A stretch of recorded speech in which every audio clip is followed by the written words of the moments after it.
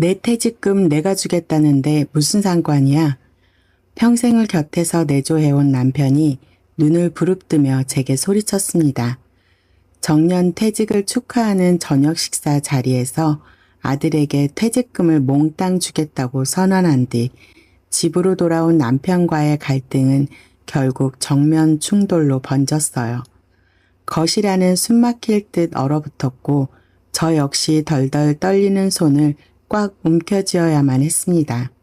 30년을 가족만 보고 살아온 가장의 든든한 약속처럼 들리실지도 모릅니다.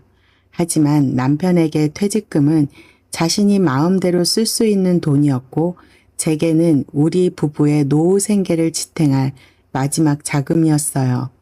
평생 남편의 뜻을 거스르지 못했던 제가 이번만큼은 왜 물러설 수 없었는지 함께 들어봐 주시길 바랍니다. 황혼의 부부에게 찾아온 경제권 갈등, 오늘 사연 시작하겠습니다. 저는 올해 61살이 된 최명희입니다. 평생 거창한 명함 하나 없이 그저 한 남자의 아내이자 아이의 엄마로 살림만 하며 살아온 평범한 사람입니다. 남편 김영우와는 32년 전 중매를 통해 부부의 연을 맺었어요. 첫눈에 반할 만큼 대단한 운명은 아니었지만 시부모님을 모시는 깍듯한 태도에 묘한 끌림을 느꼈습니다. 무엇보다 결혼 직후 첫 월급 봉투를 통째로 제 손에 쥐어주며 내 식구 입에 거미줄 치는 일은 없게 하겠다고 다짐하던 그 우직한 모습이 무척 미더웠어요.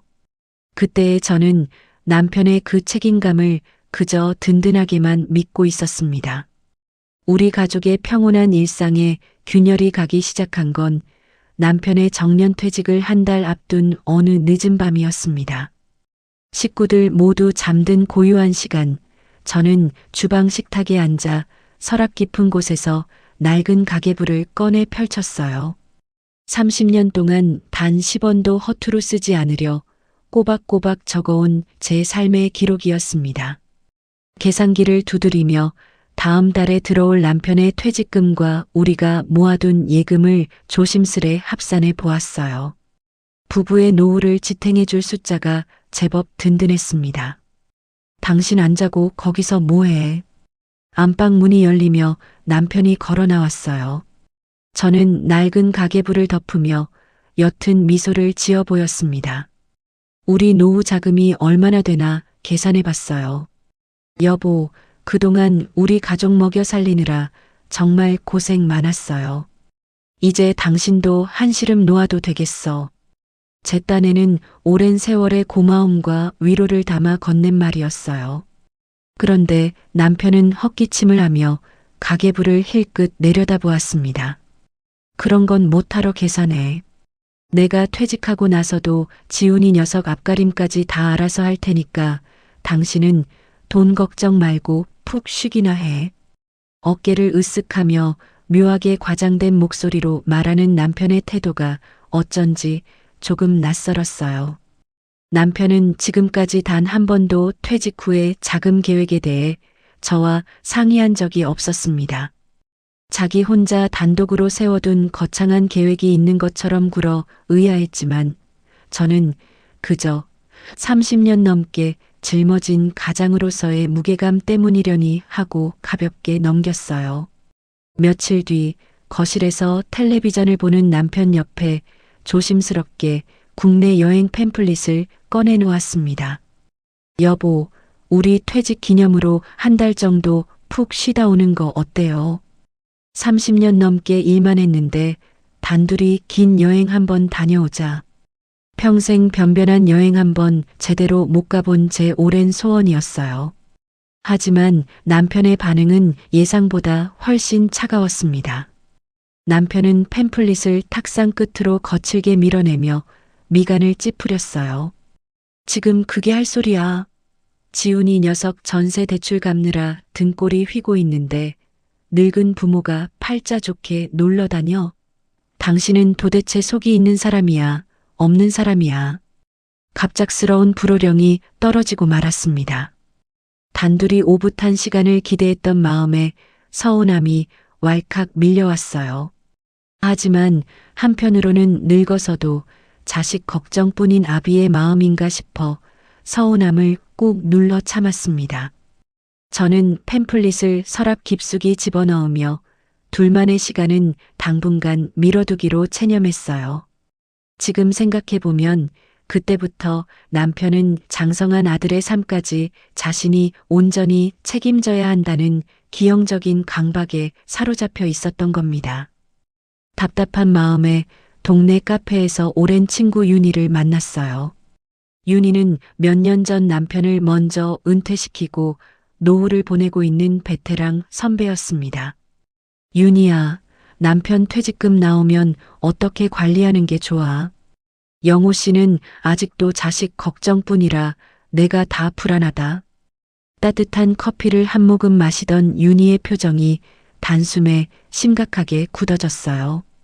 명희, 너 정신 똑바로 차려. 내 주변에 자식 안쓰럽다고 섣불리 퇴직금 내어줬다가 나중에 병원비도 없어서 쩔쩔매는 집이 한둘이 아니야. 무조건 부부 돈부터 꽁꽁 묶어둬야 해. 윤희가 들려준 지인들의 참담한 노후 이야기에 등골이 오싹해졌습니다. 자식을 향한 무조건적인 지원이 오히려 노후에 자식의 발목을 잡는 더 큰 짐이 된다는 현실이 뼈저리게 다가왔어요. 막연했던 두려움은 곧 뚜렷한 경각심으로 바뀌었습니다. 남편이 퇴직금을 받으면 당장 공동예금으로 확실히 묶어두어 함부로 돈이 나가지 못하게 방어막을 쳐야겠다고 굳게 다짐했어요. 그 길로 넉넉히 만든 밑반찬을 챙겨 들고 아들 지훈이네 좁은 전셋집을 찾았습니다. 바쁘게 사는 아들 내외의 안부도 묻고 요즘 경제 사정이 어떤지 슬쩍 물어보고 싶었어요. 작은 거실에 마주 앉아 밥을 챙겨주며 넌지시 말을 건넸습니다. 요즘 전세대출 이자 내느라 많이 쪼들리지. 회사 생활은 좀 어떠니?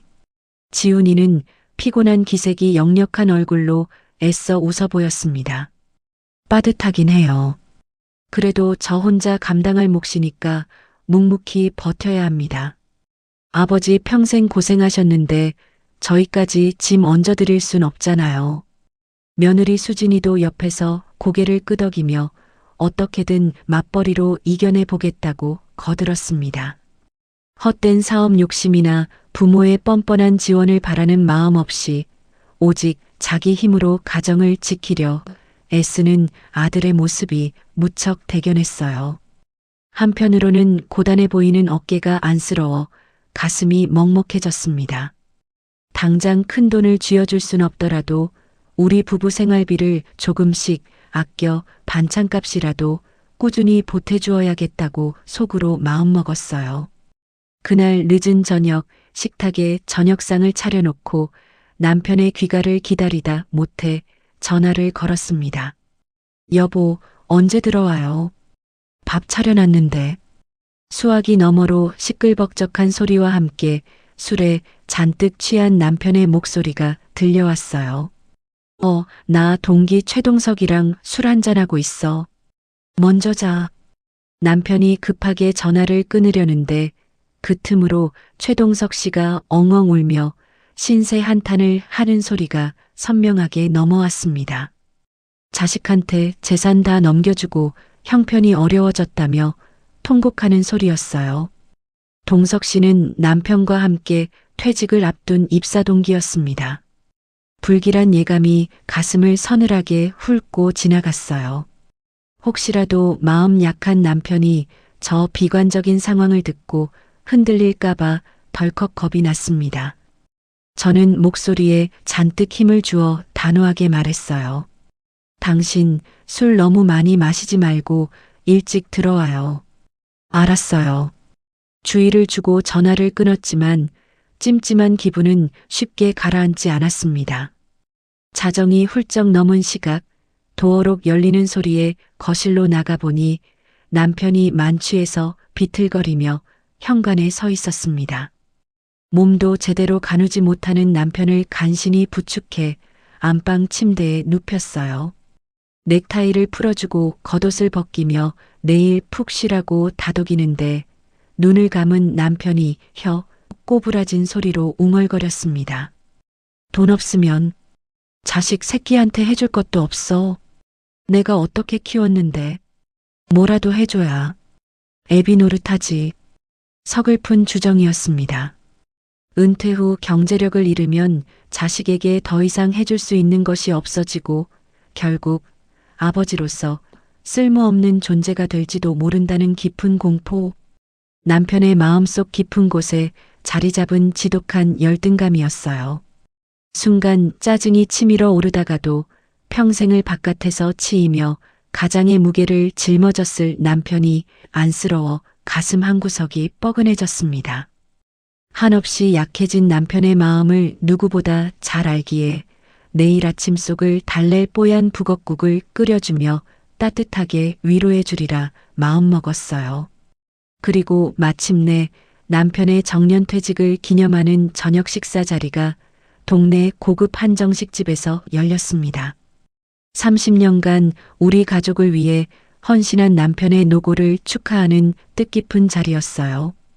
아들과 며느리가 정성스레 준비한 감사패와 풍성한 꽃다발을 건네자 굳어있던 남편의 얼굴에도 환한 웃음꽃이 피어났습니다. 아버지, 그동안 정말 고생 많으셨습니다. 존경합니다. 지훈이의 진심 어린 말에 남편은 감격한 듯 눈시울을 붉혔어요. 온 가족이 진심으로 박수를 치고 잔을 부딪히며 화기애애한 분위기가 이어졌습니다. 평생 처음 받아보는 가족들의 공식적인 인정과 축하에 한껏 고무된 남편을 보며 저 역시 깊은 안도감과 뿌듯함을 느꼈어요. 그동안 숱한 고생이 눈 녹듯 사라지는 기분이었습니다. 앞으로 우리 부부가 서로 의지하며 평화로운 노후를 보낼 수 있을 거라는 확신이 들었습니다. 풍성했던 식사가 거의 끝나가고 달콤한 수정과와 과일 디저트가 상에 올랐습니다. 기분 좋게 자리를 마무리하고 일어날 채비를 하며 저는 분위기를 띄울 겸 가볍게 말을 꺼냈어요. 다들 바쁜데 챙겨줘서 고맙다. 다음에는 너희 신경 안 쓰게 우리 부부끼리 단출하게 여행이나 다녀오마.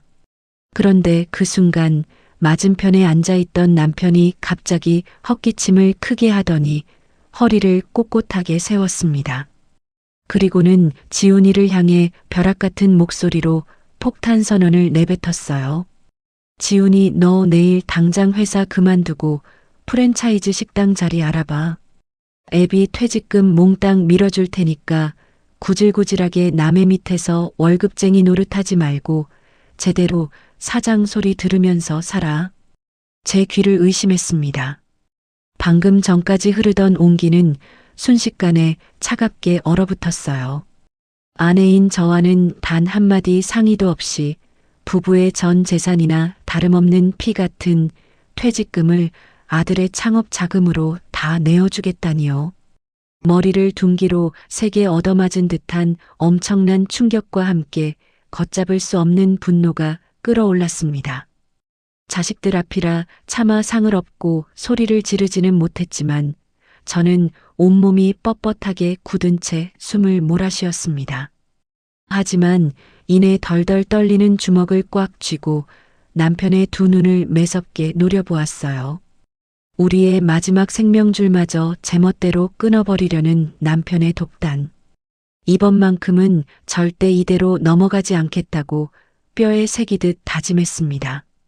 한정식집을 나와 집으로 돌아오는 차 안에는 숨막히는 정적이 흘렀습니다. 저는 자식들과 헤어져 차 문을 닫자마자 끓어오르는 속을 주체하지 못하고 남편을 향해 입을 열었어요. 당신, 아까 그게 대체 무슨 소리예요? 부부 노후가 통째로 걸린 퇴직금을 나하고 단 한마디 상의도 없이 그렇게 다 내어주겠다고 선언하는 법이 어디 있어요? 제 목소리는 분노로 미세하게 떨리고 있었습니다. 하지만 운전대를 잡은 남편은 눈 하나 깜짝하지 않고 앞만 주시했어요. 내가 평생 밖에서 뼈 빠지게 일해서 번 내 돈이야. 내 돈 내가 알아서 내 새끼 밀어주겠다는데 당신이 왜 나서서 이래라 저래라 간섭이야. 남편의 적반하장 같은 대답에 말문이 턱 막혔습니다. 오직 자신 혼자만의 전유물로 여기는 그 태도에 집안에서 아등바등 살림을 꾸려온 저의 32년 세월이 완전히 부정당하는 것 같았어요. 가슴 깊은 곳에서 지독한 배신감이 밀려왔습니다. 더 이상 이 좁은 차 안에서 소리를 높여봤자 꽉 막힌 벽에 대고 소리치는 격이라는 것을 깨달았어요. 저는 입을 굳게 다물고 창밖으로 고개를 돌린 채 차가운 침묵으로 분노를 사겼습니다. 그날 밤 안방 침대에 나란히 누웠지만 도저히 잠이 오지 않았습니다. 저는 억눌렀던 감정을 가라앉히고 다시 한번 이성적으로 남편을 설득해 보기로 했어요. 여보, 당신 마음 모르는 거 아니에요. 하지만 그 큰 돈을 다 줘버리고 나면 나중에 우리가 늙고 병들었을 때 당장 들어갈 의료비나 생활비는 어떻게 감당하려고 이래요. 현실적인 생계 문제를 조목조목 짚었지만 남편은 제 쪽은 쳐다보지도 않은 채 등을 돌려 누웠습니다. 쓸데없는 소리 그만해. 지훈이 녀석이 사장님 소리 들으면서 번듯하게 자리 잡으면 지가 알아서 늙은 부모 다 모시고 살 텐데 째째하게 무슨 걱정이야. 남편의 목소리에는 근거 없는 확신이 가득했습니다. 현실적인 노후 재무 계획 따위는 애초에 없었어요. 오직 아들이 사장이 된다는 불확실한 도박에 우리 부부의 생존을 통째로 걸어버린 겁니다. 남편의 대책 없는 고집에 질려버린 저는 억울함을 넘어 가슴이 꽉 막히는 답답함을 느꼈어요. 말로는 절대 이 사람의 마음을 돌릴 수 없다는 사실을 뼈저리게 인정했습니다. 제가 직접 물리적인 행동에 나서서 우리 자산을 지키는 수밖에 없다고 굳게 결심했어요. 다음 날 아침 주방 식탁에는 여느 때처럼 아침상이 차려졌습니다. 저는 굳은 표정으로 국을 내려놓으며 내 뜻을 절대 굽히지 않겠다는 무언의 시위를 했어요. 남편이 저의 냉랭한 태도를 보고 어젯밤의 무리한 결정을 조금이라도 뉘우치거나 철회하기를 바랐습니다. 하지만 남편은 제 기분 따위는 안중에도 없다는 듯 태연하게 밥을 떠먹었어요. 다음 주에 내 퇴직금 통장으로 꽂히면 지훈이한테 바로 송금할 거니까 은행에 가져갈 인감도장이랑 내 신분증 미리 찾아서 거실 탁자 위에 올려놔. 밥알을 씹으며 뻔뻔하게 지시하는 남편의 말에 저는 등골이 서늘해졌습니다. 남편은 저의 강력한 반대에도 불구하고 돈이 입금되는 즉시 아들에게 넘겨버릴 구체적인 실행 단계에 돌입한 상태였어요. 마음속에서 버티고 있던 굳은 의지가 당장 돈이 넘어갈지도 모른다는 조급함과 극도의 위기감으로 바뀌었습니다. 남편이 출근하자마자 남편의 손이 절대 닿지 못하는 곳에 통장과 인감도장을 모조리 숨겨버려야겠다고 마음먹었어요. 현관문이 닫히고 남편이 출근한 것을 확인하자마자 저는 곧장 안방 장롱 앞으로 달려갔습니다. 서랍을 열고 안쪽에 보관해 두었던 부부 공동명의 예금 통장들과 인감도장, 그리고 보안 카드를 모조리 꺼냈어요. 남편이 우리가 모아둔 공동 예금까지 일방적으로 건드리지 못하도록 지켜야만 했습니다. 두 손에 통장과 도장을 움켜쥐자 쿵쾅거리던 심장이 조금씩 진정되었어요. 퇴직금 자체가 아직 들어오기 전이라 그것까지 막을 수는 없었지만 적어도 지금까지 함께 모아둔 공동예금은 함부로 건드리지 못하게 할 수 있었습니다. 불안했던 마음의 안도감이 퍼지며 앞으로 닥쳐올 것엔 폭풍에 대비하는 비장함이 차올랐어요. 저는 이 물건들을 주방 다용도실에 있는 김치냉장고 뒤편, 잘 쓰지 않는 빈 플라스틱 통 안 깊숙한 곳에 숨겨두었습니다. 본격적인 경제권 싸움을 피하지 않고 정면으로 맞서겠다고 스스로 각오를 다졌어요. 물건을 모두 숨기고 거실 소파에 앉아 한숨을 돌리려던 찰나 휴대전화가 울렸습니다. 화면에는 아들 지훈이의 이름이 떠 있었어요. 어제 식사 자리에서의 일에 대해 아들은 도대체 무슨 생각을 하고 있는지 조심스레 의중을 확인해 보고 싶었습니다. 지훈아. 출근은 잘했니? 네, 어머니. 저기, 어제 아버지가 하신 말씀 말이에요. 수학이 넘어 지훈이의 목소리는 잔뜩 겁을 먹고 위축되어 있었습니다. 저는 회사 그만둘 생각 추호도 없어요. 대출 갚기도 벅찬데 무슨 빚을 더 내서 창업을 하겠어요. 아버지가 억지를 부리셔서 저도 어제 너무 당황했어요. 정말 죄송합니다. 아들은 퇴직금을 달라고 요구한 적도 창업을 바란 적도 단 한 번도 없었습니다. 오히려 남편의 일방적인 욕망과 무리한 지원 약속에 숨막히는 압박감을 느끼고 있었어요. 아들에게 품었던 미미한 원망이 한순간에 눈 녹듯 사라지고 오해에서 미안한 마음이 밀려왔습니다. 동시에 조용히 제 앞가림을 하며 살려는 아들까지 벼랑 끝으로 몰아세우는 남편에게 기가 막혔어요.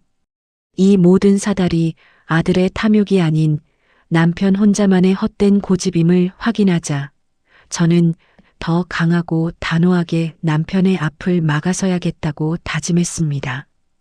그날 저녁이었습니다. 평소보다 일찍 퇴근하고 돌아온 남편은 겉옷도 벗지 않은 채 안방으로 곧장 들어갔어요.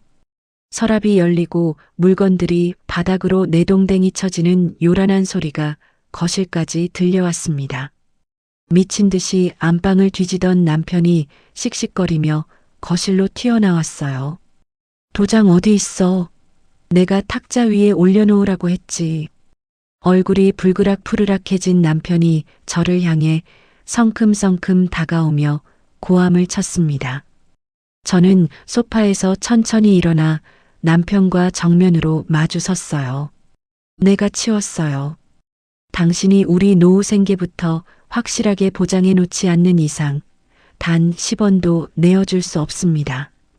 저의 확고한 통보에 남편은 눈에 핏발을 세웠습니다.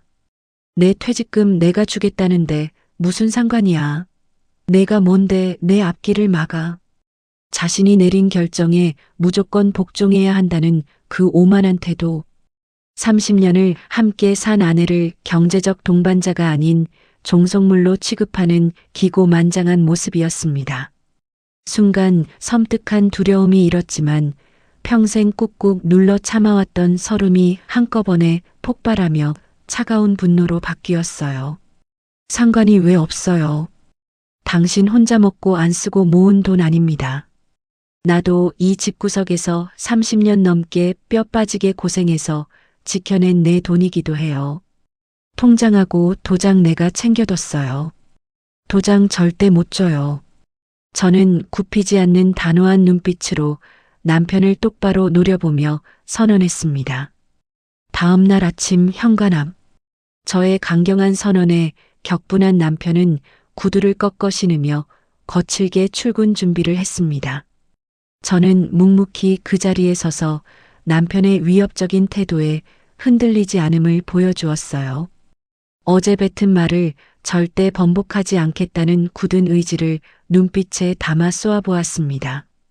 문을 열고 나가려던 남편이 휙 돌아서며 매서운 목소리로 으름장을 놓았어요. 오늘 저녁 퇴근할 때까지 당장 도장 내놔. 안 그러면 내가 쓰는 생활비 카드부터 싹 다 정지시켜버릴 테니까 알아서 해. 자신이 쥐고 있는 경제권을 무기로 저의 숨통을 조여 굴복시키겠다는 실질적이고 유치한 협박이었습니다. 쾅 하고 현관문이 닫히자 참았던 눈물이 핑 돌며 서러움이 밀려왔어요. 평생 밥 차려주고 빨래하며 내조한 대가가 고작 생활비 카드 정지라는 유치한 보복이라니 비참했습니다. 하지만 저는 곧바로 소매로 눈물을 닦아냈어요. 남편의 치졸한 보복 따위에 감정이 흔들려 백기를 드는 일은 절대 없을 겁니다. 남편이 생활비를 끊고 경제적 냉전에 돌입하더라도 절대 먼저 무릎 꿇지 않고 끝까지 버티겠다고 독한 결의를 다졌습니다. 남편이 떠난 텅 빈 집. 저는 거실 테이블 위에 제가 30년 동안 꼬박꼬박 써온 낡은 가계부와 건강보험 명세서, 각종 공과금 영수증을 산더미처럼 꺼내 놓았습니다. 고집불통인 남편의 입을 다물게 하고 지레 겁을 먹고 있는 아들에게도 냉혹한 현실을 보여줄 명백한 시각적 증거가 필요했어요. 노트 하나를 펼쳐들고 계산기를 두드리기 시작했습니다. 남편의 퇴직금이 한 푼도 남지 않았을 때 당장 내년부터 우리 두 사람의 숨만 쉬고 살아도 나가는 필수 생존 자금과 매월 발생하는 적자 리스트를 꼼꼼하게 문서로 정리했어요. 볼펜 잉크가 닳도록 써내려간 구체적인 수치들은 참혹했습니다. 예상되는 의료비와 최소한의 식비, 관리비만 합쳐도 퇴직금 없이는 당장 내년부터 빚을 져야만 생존이 가능한 수준이었어요. 막연했던 불안감은 선명한 숫자를 눈으로 확인하자 섬뜩한 공포로 다가왔습니다. 동시에 내가 통장과 도장을 숨긴 선택이 무조건 옳았다는 강한 확신이 들었어요. 이대로 뺏길 순 없지. 저는 깔끔하게 정리된 가계부 요약본을 가방에 챙겨 넣었습니다. 당장 이 서류를 들고 아들 지훈이를 찾아가기로 했어요. 아버지의 헛된 욕망에 더 이상 억지로 끌려다니지 못하도록 아들의 눈앞에 확실한 현실의 민낯을 보여주고 완전한 내 편으로 만들어야겠다고 결심했습니다. 다음 날이 되어도 화는 쉽게 가라앉지 않았지만 평생 해오던 살림을 멈출 수는 없었습니다. 저는 복잡한 속을 달래며 저녁 장거리를 사기 위해 동네 마트로 향했어요. 남편이 화를 내며 나갔어도 일상적인 저녁 식사는 준비해야 하니까요. 저렴한 돼지고기 뒷다리살과 콩나물, 두부 면모를 장바구니에 담아 계산대 위에 올려놓았습니다. 14,500원입니다. 저는 평소 쓰던 남편 명의의 생활비 카드를 무심히 건넸어요.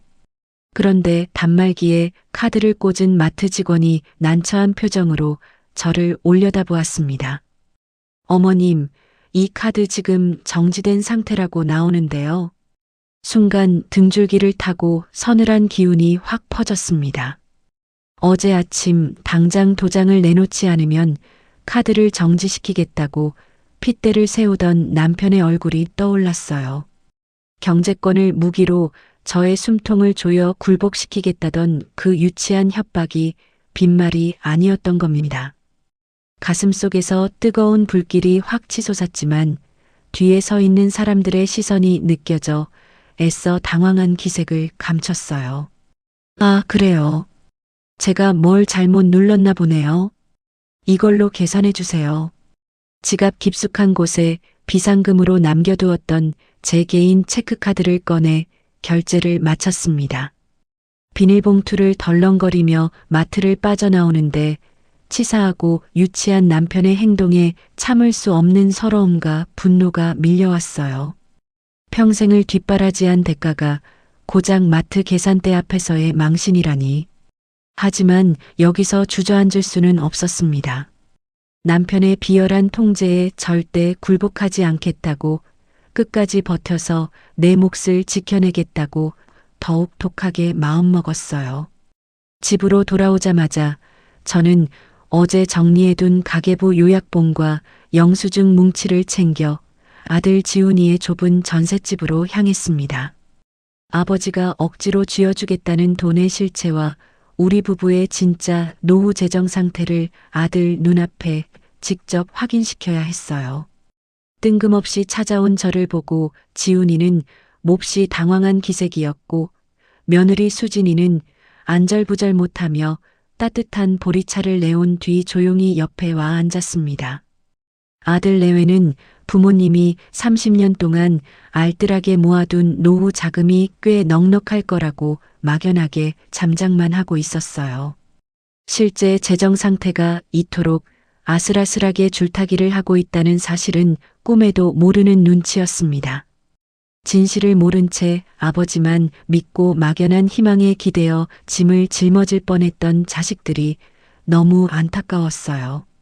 저는 차를 한 모금 마시고 챙겨온 서류 뭉치를 거실 테이블 위에 활짝 펼쳤습니다.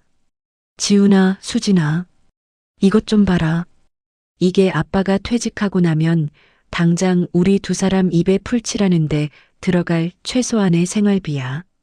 이건 너희 아빠 고혈압 약이랑 내 허리 치료받는데 들어갈 예상 병원비고, 제가 볼펜으로 하나하나 짚어주는 구체적이고 객관적인 수치들을 들여다보던 지훈이의 얼굴이 순식간에 하얗게 질렸습니다.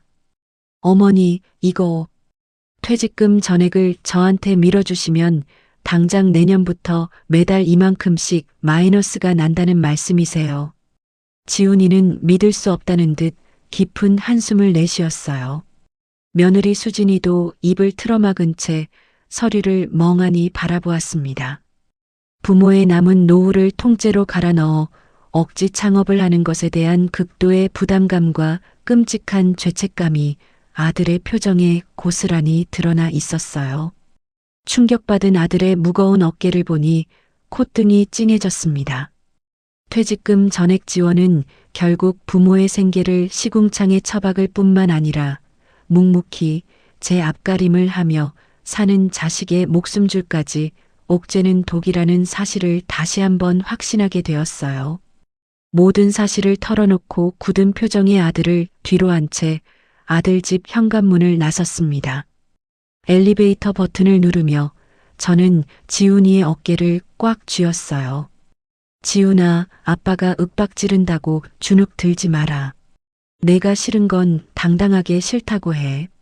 아빠 전화 피하지 말고 똑부러지게 거절해야 돼. 제 다독임에 지훈이는 머뭇거리더니 몹시 괴로운 표정으로 입을 열었습니다. 어머니, 사실 오늘 아침에도 아버지가 전화하셔서 대출을 받아서라도 당장 상가 가계약금부터 걸라고 계속 재촉하셨어요. 미치겠어요, 정말. 아들의 고백에 저는 그 자리에 얼어붙고 말았습니다. 남편은 제가 통장과 도장을 모조리 숨겨 기존 공동예금에 손대기 어렵게 해놓은 상태에서도 어떻게든 빚을 내서라도 무리한 상가 계약을 밀어붙이려 억지를 부리고 있었던 겁니다. 브레이크 없이 폭주하는 남편의 고집에 소름 돋는 불안감과 걷잡을 수 없는 분노가 동시에 치밀어 올랐어요.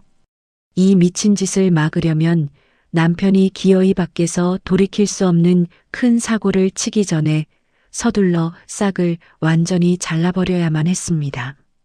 집으로 돌아오는 길, 저는 끓어오르는 속을 진정시키려 동네 공원 벤치에 주저앉았습니다. 혼자 감당하기에는 벅찬 이 답답함을 덜어내기 위해 친구 윤희에게 전화를 걸었어요. 카드가 정지된 사실과 빚을 내서라도 가계약을 하려 드는 남편의 기가 막힌 억지를 모두 털어놓았습니다. 명희야, 절대 거기서 겁먹지 마. 은퇴하고 나서 갑자기 뒷방 늙은이 취급받을까봐 덜컥 겁이 난 남편들이 경제권으로 아내 목 조르는 건 아주 흔한 레퍼토리야. 그 사람 행동, 지훈이 위하는 척하지만 실상은 집안에서 자기 통제권 안 뺏기려고 발버둥 치는 거다고. 이참에 내가 확실하게 경제적 경계 분리하고 똑 부러지게 밟아놔야 해. 윤희의 단호한 응원은 꽉 막혔던 제 속을 시원하게 뚫어주었습니다. 남편의 유치한 행동 뒤에 숨겨진 찌질한 두려움과 통제 욕구를 정확히 꿰뚫어 본 친구의 조언 덕분에 두려움과 막막함은 씻은 듯이 사라졌어요. 오히려 이 상황을 통찰하게 되면서 마음속 깊은 곳에서 단단한 용기가 솟아났습니다. 남편이 생활비를 끊고 유치한 보복을 하더라도 저는 절대 먼저 굽히지 않고 꼿꼿하게 버텨내리라 다시 한번 입술을 꽉 깨물었습니다. 집에 돌아와 거실 소파에 앉아 있는데 덜컥 현관문 열리는 소리가 났습니다. 퇴근한 남편이 거만한 걸음걸이로 들어왔어요. 저는 남편의 유치한 압박에 조금도 흔들리지 않았다는 것을 보여주기 위해 소파에서 꼿꼿하게 허리를 펴고 앉아 있었습니다. 생활비 카드 정지시켰더라. 치사하게 구는데 당장 부부 공동 생활비 내놔요. 나도 밥 안 차릴 테니까. 제가 눈 하나 깜짝 않고 당당하게 요구하자 남편은 소파에 비스듬히 기대앉으며 콧방귀를 꼈습니다.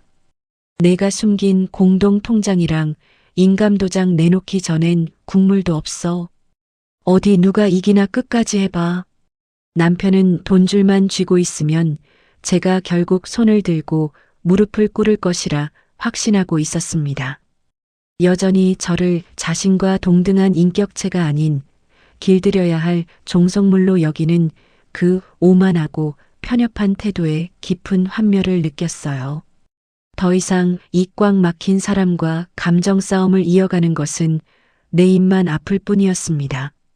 저는 남편을 투명 인간 취급하며 차갑게 시선을 거두고 안방으로 획 들어가 버렸어요. 방문을 굳게 걸어 잠그고 침대에 걸터 앉아 어두컴컴한 방 안을 응시했습니다. 혼자만의 공간에서 앞으로 어떻게 대처해야 할지 곰곰이 생각에 잠겼어요. 저는 휴대전화를 꺼내 지훈이에게 문자를 보냈습니다. 지훈아, 아빠가 무슨 억지를 부려도 상가 계약서에 절대 사인하면 안 된다. 단단히 마음먹어라. 잠시 후 징동 소리와 함께 지훈이의 답장이 도착했습니다. 어머니, 걱정 마세요. 내일 퇴근하고 제가 본가로 갈게요. 아버지께 제 뜻 확실하게 말씀드리고 거절하겠습니다. 늘 아버지의 호통에 기가 죽어 쩔쩔매던 아들이 처음으로 자기 목소리를 내고 억지 지원을 당당히 거절할 용기를 낸 겁니다. 캄캄한 방 안에서 철저히 혼자 고립된 것 같았던 제 마음에 든든한 아들이 내 편이라는 사실이 커다란 위안과 안도감으로 다가왔어요. 내일 아들이 오면 남편의 그 헛된 환상을 남김없이 부숴버릴 완벽한 삼자대면을 준비해야겠다고 굳게 다짐했습니다. 다음 날 늦은 오후 평소보다 유난히 발걸음 소리가 큰 남편이 현관문을 열고 들어왔습니다. 쿵쾅거리는 소리에 저는 동태를 살피려 거실로 나갔어요. 남편의 손에는 웬 두툼한 서류 봉투가 들려 있었습니다. 당신 손에 든 그 서류 봉투는 대체 뭐예요? 남편은 의기양양한 표정으로 씩 웃더니 봉투에서 서류 하나를 꺼내 식탁 위로 툭 던졌습니다. 부동산 상가 가계약서. 내 명의로 마이너스 대출받아서 기어이 가계약금 걸고 왔어. 넌 이제 끝났어. 순간 머릿속이 새하얗게 비워졌습니다. 남편은 제가 통장과 도장을 숨겨 기존 노후 자금을 지키려 했는데도 불구하고 저의 반대를 철저하게 뭉갠 채 빚을 내서 상가 가계약을 저질러버리는 끔찍한 대형 사고를 친 겁니다. 차가운 무시로 일관하려던 제 감정은 순식간에 극도의 경악과 걷잡을 수 없는 분노로 폭발했어요. 이제 부부끼리의 알량한 말다툼으로는 이 미친 폭주를 절대 멈출 수 없다는 것을 뼈저리게 깨달았습니다.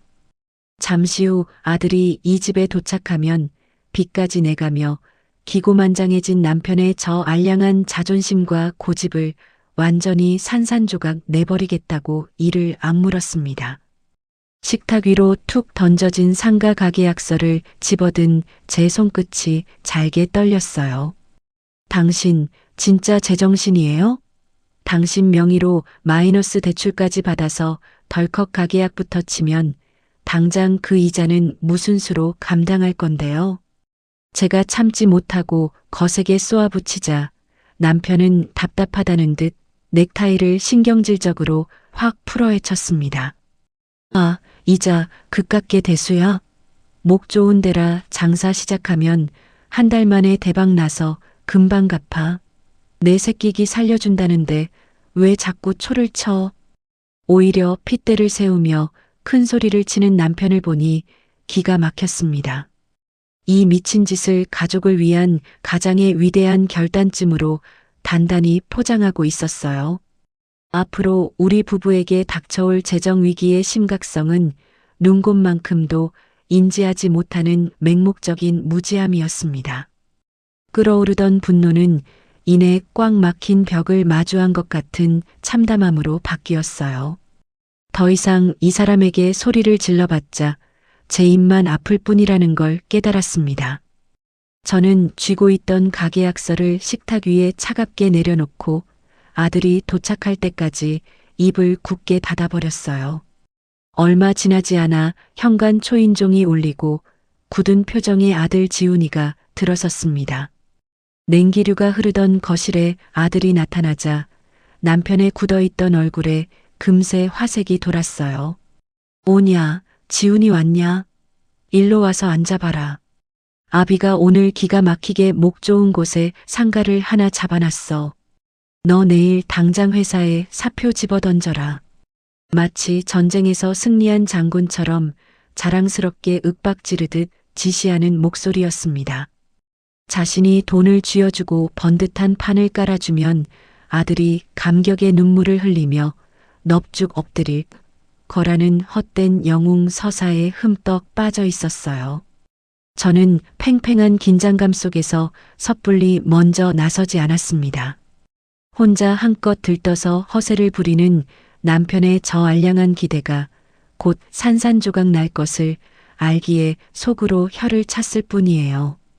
아들이 스스로 저 환상을 깨는 첫마디를 뱉어주기를 묵묵히 기다렸습니다. 소파에 앉은 지훈이는 한동안 굳은 표정으로 바닥만 내려다보고 있었어요. 남편이 재촉하듯 헛기침을 하자 아들이 무릎 위에 올려둔 주먹을 꽉 쥐더니 천천히 고개를 들었습니다. 아버지, 그 계약 내일 당장 취소하세요. 뭐라고? 저 안 합니다. 아니, 못해요. 부모님 피 같은 노후 자금 갉아먹으면서까지 사장 소리 듣고 싶지 않아요. 그 무서운 돈 저 절대 못 받습니다. 떨리지만 단호한 아들의 선언이 거실을 울렸습니다. 아버지가 억지로 쥐어주려던 거액의 돈과 창업의 기회가 아들에게는 감사함이 아니라 부모의 피를 빨아먹는 듯한 끔찍한 죄책감이자 공포였다는 사실이 남편의 귀에 직접 날아가 꽂혔어요. 저는 숨을 죽인 채 그 모습을 지켜보며 두려움을 뚫고 제 진심을 똑바로 토해내는 아들이 내심 뭉클하고 대견했습니다.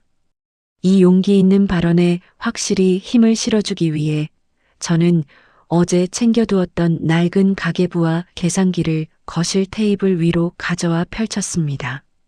당신 똑똑히 봐요. 애가 배가 불러서 투정 부리는 게 아니에요. 저는 아들의 거절에 큰 충격을 받고 멍해진 남편 앞으로 가계부를 들이밀었습니다. 퇴직금 없으면 우리 당장 내년부터 길바닥에 나앉아야 해요. 매달 마이너스 나는 이 뻔한 적자 덩어리를 보고도 애한테 짐을 지우고 싶어요?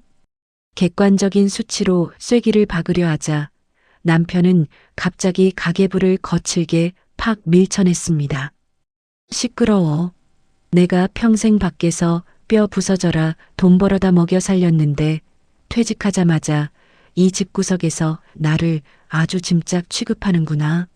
내가 돈이 없으면 너희들이 나를 개차반으로 볼 거 아니야. 얼굴이 시뻘겋게 달아오른 남편이 핏대를 세우며 격분했어요. 순간 덜컥 가슴이 내려앉았습니다.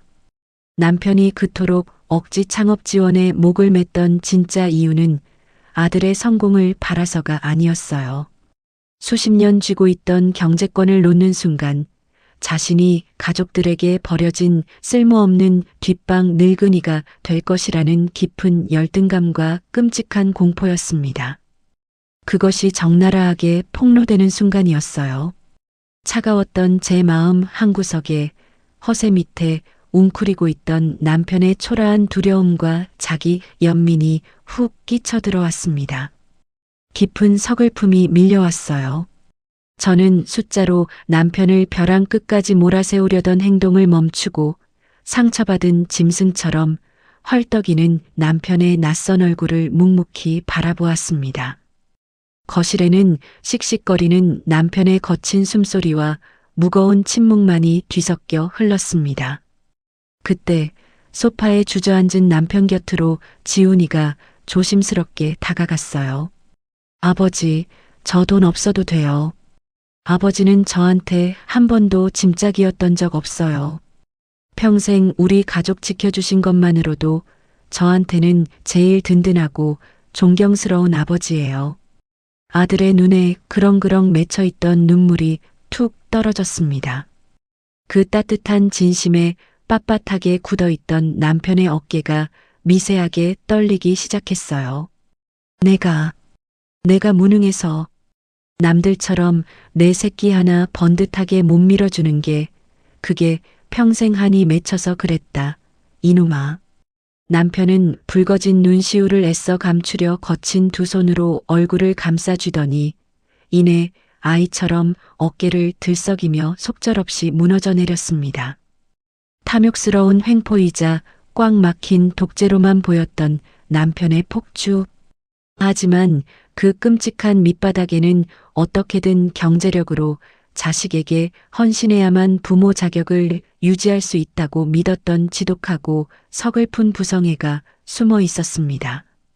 남편의 쉰 목소리가 섞인 울음을 듣는 순간 며칠 동안 맹렬하게 타오르던 미움과 분노가 사르르 힘을 잃었어요. 대신 30년 넘게 우리 가족을 위해 밖에서 치이고 깎였을 그 팍팍했던 세월이 겹쳐지며 왈칵 복잡한 회한이 쏟아졌습니다. 이건 제가 남편을 이기고 지는 싸움이 아니었어요. 우리 모두가 자식 앞에서는 한없이 안쓰럽고 서툰 부모였을 뿐입니다. 저는 팽팽하게 나를 세웠던 긴장을 풀고 오래된 오해와 두려움이 눈물에 녹아내리는 과정을 가만히 지켜보았습니다. 한바탕 눈물바다가 휩쓸고 지나간 거실. 한참의 시간이 흘러 남편의 숨소리가 조금 잦아들었을 무렵 제가 차분하게 입을 열었습니다. 여보, 내일 아침에 당장 부동산에 전화해요. 위약금을 무는 한이 있더라도 빚내서 한가 계약은 무조건 취소하세요. 그리고 우리의 마지막 목숨 줄인 퇴직금은 절대 안 건드리기로 이 자리에서 약속해요. 부드럽지만 물러설 수 없는 단호한 요구였어요. 눈이 퉁퉁 부은 남편은 더 이상 반발하지 못하고 고개를 푹 숙인 채 마른 기침만 큼큼 내뱉었습니다. 묵묵히 제 말을 듣고 있는 그 침묵은 남편이 논리적으로도 감정적으로도 완전히 궁지에 몰렸으며 자신의 무리한 고집을 꺾겠다는 간접적인 시인이었어요. 마침내 우리 부부를 파국으로 몰고 가던 지독한 갈등의 고비를 넘겼다는 깊은 안도감이 밀려왔습니다. 평생 쥐고 있던 알량한 자존심이 다 무너져 내려 한없이 비참해졌을 남편을 오늘은 더 이상 다그치지 않기로 했어요. 각자 널뛰던 감정을 스스로 추스를 시간이 필요했습니다. 밤이 깊어 자정이 가까워진 시각, 무거운 발걸음으로 집을 나서는 아들을 배웅하기 위해 아파트 1층 주차장까지 따라 내려갔습니다. 저는 마음고생이 심했을 지훈이의 등을 따뜻하게 토닥여 주었어요. 지훈아, 너무 속상해하지 마라. 아빠 허세 뒤에 숨은 진짜 속마음, 너도 오늘 다 봤잖니? 너무 밉게만 생각하지 말고 잊어버려. 넌 앞으로 어떻게 할 거니? 제 조심스러운 물음에 지훈이는 밤 공기를 마시며 희미하게 웃어 보였습니다. 아니에요, 어머니. 오히려 아버지 억지 덕분에 저도 정신이 번쩍 들었어요. 요행 바랄 생각 말고 지금 다니는 직장에 충실하게 붙어 있으려고요. 알뜰하게 모아서 제 빚부터 착실하게 갚아 나갈 겁니다. 부모의 그늘과 재산에 얽매이지 않고 스스로 현실의 무게를 묵묵히 감당하겠다는 굳은 다짐이었습니다. 이번 갈등을 거치며 훌쩍 성숙해진 아들의 단단한 태도를 보니 제 마음 한구석을 누르던 묵직한 돌덩이가 치워지는 듯 벅찬 뿌듯함이 차올랐어요. 무리한 창업 지원은 백지화하더라도 훗날 우리 부부의 노후가 안전하게 궤도에 오르고 나면 소박한 반찬값 정도는 계속 챙겨줘도 괜찮겠다는 따뜻한 여지를 마음속에 슬쩍 남겨두었습니다. 다시 집으로 올라와 불 꺼진 안방으로 소리 없이 걸음을 옮겼습니다. 하루 종일 매섭게 몰아치던 감정의 폭풍을 뒤로하고 지친 몸을 뉘려는데 침대 한 구석에 웅크려 누운 남편의 실루엣이 눈에 들어왔어요.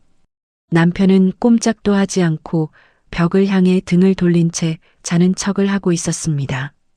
비록 제가 남편의 억지 고집을 꺾어내고 우리 집의 재산을 지켜냈지만 평생 가족을 먹여 살렸다는 그 알량한 자부심이 꺾여버린 남편에게 지금 남은 것은 지독한 상실감과 허탈함 뿐일 겁니다.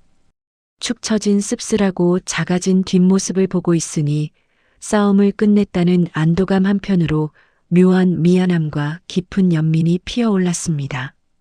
단순히 돈을 두고 남편과 싸워 이기는 단계는 이제 끝났습니다. 은퇴 후 모든 가치를 잃어버렸다고 착각하며 깊은 심리적 공황에 빠질 저 불쌍하고 서툰 남자와 우리 두 사람만의 진짜 노후를 어떻게 현실적으로 회복해 나가야 할지 어둠 속에서 저의 치열한 고민이 새롭게 시작되고 있었습니다. 다음 날 아침 일찍 저는 퉁퉁 부은 남편의 얼굴을 마주하고 함께 집을 나섰습니다. 일찍 움직입시다. 부동산 문 열자마자 들어가서 빨리 정리해요. 제 재촉에 남편은 말없이 고개를 끄덕였어요. 어제의 그 서슬 퍼런 기세는 온데간데였고 푹 숙인 어깨가 처량해 보이기까지 했습니다. 남편이 빚을 내서 저지른 무리한 상가 가계약을 서둘러 취소해야만 이 지독한 사태를 수습할 수 있었어요. 부동산 중개업소에 도착하자마자 저는 중개업자에게 사정을 설명했습니다. 사장님, 어제 저희 남편이 덜컥 가계약을 했는데 도저히 형편이 안 돼서 그러니 당장 파기해 주세요. 중개업자는 곤란한 표정을 지으며 서류를 뒤적였습니다. 아이고, 어쩌나. 건물주가 벌써 도장을 찍어서 파기하시면 가계약금은 위약금으로 다 날리셔야 하는데요. 순간 남편의 어깨가 흠칫 떨렸습니다. 남편은 아무 말 없이 자신의 지갑에서 비상금 통장을 주섬주섬 꺼내 중개업자에게 건넸어요. 가족들에게 큰 소리를 치며 떵떵거렸던 자신의 허세가 결국 알토란 같은 자기 비상금을 허공에 날려버리는 쓰라린 결과로 되돌아온 겁니다. 허황된 고집의 무거운 대가를 자기 쌈짓돈으로 직접 치르며 뼈저리게 체감하는 남편을 보니 한심하고 씁쓸하면서도 한편으론 복잡한 연민이 밀려왔어요. 사장님, 이체 확인해 주세요. 위약금을 물어주고 돌아서는 남편의 뒷모습이 한없이 작아 보였습니다. 저는 굳이 더 이상 책망하지 않고 남편이 스스로 꺾인 자존심을 추스를 수 있도록 묵묵히 중개업소를 빠져나왔습니다. 집으로 돌아온 거실. 가장 시급했던 상가 가계약 건이 일단락되었으니 남편이 유치하게 묶어버린 생활비 문제를 제자리로 돌려놓을 차례였습니다. 당신 정지시킨 생활비 카드 당장 풀어요. 그리고 앞으로 우리 집 경제권은 당신 혼자 고집 부리지 말고 확실하게 부부가 다 공유합시다. 소파에 깊숙이 기대어 있던 남편은 제 눈을 피하며 힘없는 목소리로 대답했습니다. 그래, 알았어. 그러더니 그 자리에서 바로 카드사에 전화를 걸어 정지를 해제했어요. 남편이 경제권을 틀어쥐고 저를 옴짝달싹 못하게 통제하려던 그 헛된 고집을 완전히 버리는 순간이었습니다. 늘 남편의 일방적인 통보에 끌려다니던 우리 가정의 무게 중심이 비로소 제대로 된 균형을 잡기 시작한 거예요. 어머님, 이 카드 지금 정지된 상태라고 나오는데요. 며칠 전 마트 직원이 난처한 표정으로 했던 말이 스쳐 지나가며 드디어 꽉 막혔던 숨통이 트이는 안도감이 들었습니다. 내 일상을 온전히 되찾았다는 확신이 들자 저는 다용도실 김치냉장고 뒤편에 숨겨두었던 공동명의 통장과 인감도장을 꺼내 원래 있던 서랍에 반듯하게 정리해 두었습니다. 부부의 재산을 투명하고 안전하게 지켜갈 본격적인 계획을 세우기로 마음먹었어요. 며칠 뒤 동네의 조용한 카페에서 며느리 수진이와 마주 앉았습니다. 시댁의 팽팽한 갈등 속에서 눈치만 보느라 마음고생이 심했을 며느리를 다독여주고 싶었어요. 수진아, 많이 놀랐지. 아버님이 무리하게 억지 부리시는 거 막으려다 보니 일이 커졌다. 혹시라도 우리가 지원 안 해준다고 섭섭하게 생각하지는 말아라. 제 조심스러운 말에 수진이는 놀란 듯 손사래를 쳤어요. 어머니, 섭섭하다니요. 아버님이 그 큰 빚을 내서 상가를 얻어주신다고 했을 때 솔직히 저는 너무 무섭고 겁이 났어요. 그거 다 갚을 생각하면 눈앞이 캄캄했거든요. 억지 창업 막아주셔서 정말 진심으로 감사해요. 수진이의 고백을 듣고 나니 마음이 푹 놓였습니다. 며느리 역시 남편의 과도한 지원을 원치 않았고 부모의 노후 자금을 담보로 한 빚더미의 시작에 엄청난 부담감을 느끼고 있었던 거예요. 지레짐작으로 며느리가 서운해할까봐 걱정했던 제가 머쓱해질 정도였습니다. 그래, 내 마음 알아줘서 고맙다. 앞으로도 아버님이 혼자 허세 부리시면 내가 혼자 소갈이하지 말고 언제든 나한테 먼저 말해라. 알았지? 깊은 속내를 털어놓은 며느리에게 든든함을 느끼며 저는 며느리의 손을 꼭 잡아주었습니다. 그날 저녁 식사 후 저는 부부의 주방 식탁에 새 노트를 펼쳤습니다. 다음 주면 입금될 퇴직금을 어떻게 배분할 것인지 남편과 처음으로 구체적인 논의를 하기 위해서였어요. 여보, 이거 한번 봐봐요. 이건 우리 두 사람 필수 생활비고 이건 비상의료비로 묶어둘 돈이에요. 30년치 낡은 가계부 대신 새 노트에 깔끔하게 정리된 숫자들을 짚어주며 동의를 구했습니다. 남편은 서랍에서 돋보기를 꺼내 끼고 노트를 유심히 들여다보았어요. 평생 돈은 자신이 벌어다 주기만 하면 그만이라고 여겼던 남편이 처음으로 가계 경제의 세밀한 현실과 한계를 직시하는 순간이었습니다. 이전처럼 복잡하다며 화를 내거나 노트를 덮어버리지 않고 묵묵히 제가 쓴 숫자를 따라 읽어내려가는 남편의 모습에서 작은 희망이 보였습니다. 그리고 이건 당신 품위 유지비로 따로 떼어둘게요. 친구들 만나서 밥값도 내고 용돈도 넉넉히 써야 기죽지 않죠. 저는 쪼그라든 남편의 자존심이 다치지 않도록 남편 몫의 용돈 항목을 넉넉하게 배정했습니다. 남편은 짐짓 아무렇지 않은 척했지만 존중받는 느낌의 입꼬리가 살짝 올라가는 것을 숨기지 못했어요. 평온을 되찾아가는 듯했던 며칠 뒤 거실 소파에서 함께 텔레비전을 보던 남편의 휴대폰이 요란하게 울렸습니다. 전화를 받은 남편의 표정이 순식간에 하얗게 질리더니 다급하게 말을 더듬었어요. 동서가, 너 지금 어디라고? 전화를 끄는 남편은 사시나무 떨듯 손을 떨며 저를 쳐다보았습니다. 여보, 큰일 났어. 동석이 놈이 돈 다 날리고 길거리에 나앉게 생겼대. 얼마 전까지만 해도 자식에게 재산을 다 주었다고 엉엉 울며 남편에게 하소연하던 그 동기 최동석이었습니다. 자식의 사업이 결국 부도가 났고 동석 씨의 마지막 보금자리였던 월세 보증금마저 압류당했다는 처참한 소식이었어요. 남편이 겪을 엄청난 심리적 충격이 불길하게 다가왔습니다. 당장 가봐요. 내가 같이 갈 테니까 떨지 말고 얼른 옷 입어요. 저는 당황해서 어쩔 줄 모르는 남편을 다독여 서둘러 집을 나섰습니다. 우리가 도착한 곳은 변두리에 허름하고 비좁은 고시원이었습니다. 숨조차 제대로 쉬기 힘든 좁은 방 안에서 쫓겨나듯 들어온 동석 씨 부부가 망연자실하게 앉아 있었어요. 우리를 보자마자 동석 씨는 남편의 바짓가랑이를 덥석 붙잡고 오열하기 시작했습니다. 영호야, 나 좀 살려줘.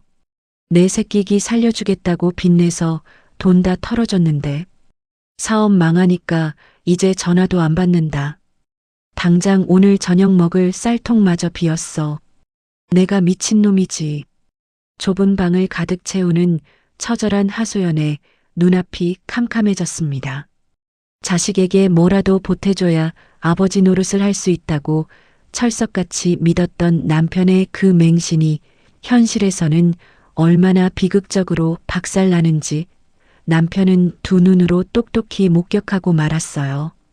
남편은 덜덜 떨리는 손으로 동석 씨를 끌어안았지만 충격으로 아무 말도 하지 못했습니다. 이 비극이 결코 남의 일 같지 않아 제 등골마저 서늘해졌어요. 저는 지갑에 있던 5만 원짜리 지폐 몇 장을 모두 꺼내 넋이 나간 동석 씨 안에 손에 꼭 쥐어주며 위로한 뒤 얼이 빠진 남편의 손을 이끌고 도망치듯 고시원을 빠져나왔습니다. 고시원을 나와 집으로 돌아오는 골목길. 남편은 충격에서 헤어나오지 못한 채 한마디도 없이 구부정하게 다리를 끌며 걸었습니다. 저는 무거운 발걸음을 떼는 남편을 조심스레 부축했어요. 여보, 우리가 그때 상가 계약 무리해서 밀어붙였으면 지금 우리도 저렇게 됐을지도 몰라요. 제 말에 남편은 그 자리에 우뚝 멈춰 섰습니다. 그래, 내가 그때 고집 꺾지 않고 퇴직금 다 쏟아부었으면 지금 저 고시원 방바닥에 앉아 있는 건 동석이가 아니라 바로 우리 부부였겠지. 온몸을 부들부들 떠는 남편의 목소리에는 뼛속 깊은 공포가 서려 있었습니다. 얄팍한 자존심이나 남들의 시선 따위가 문제가 아니었어요. 부부의 진짜 생존이 달린 노후 파산의 끔찍한 실체를 온몸으로 마주하고 나서야 남편은 그동안 움켜쥐고 있던 헛된 아집을 미련 없이 버리게 된 겁니다. 저는 드디어 현실을 직시한 남편의 굽은 등을 가만히 쓸어내렸어요. 서늘했던 긴장감이 가라앉고 묵직한 평온함이 찾아왔습니다.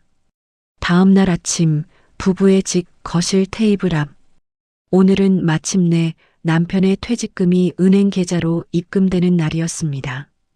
과연 남편이 어제의 충격에서 벗어나 이성적인 결정을 내릴 수 있을지 저는 조심스럽게 남편의 동태를 살폈어요. 남편은 소파에 앉아 아무 말 없이 휴대폰 은행 어플을 열었습니다. 비밀번호를 누르고 화면을 몇 번 터치하더니 제 앞으로 쓱 휴대폰을 내밀었어요. 확인해봐. 당신 통장으로 퇴직금 전액 다 보냈어. 화면에는 제가 관리하는 부부 공동생활비 계좌로 단 1원의 오차도 없이 퇴직금이 입금된 내역이 선명하게 떠 있었습니다. 동석 씨의 참담한 비극을 목격한 남편이 허세와 체면을 완전히 내려놓고 부부의 생존 자금 우선 확보라는 제 원칙에 진심으로 승복한 겁니다.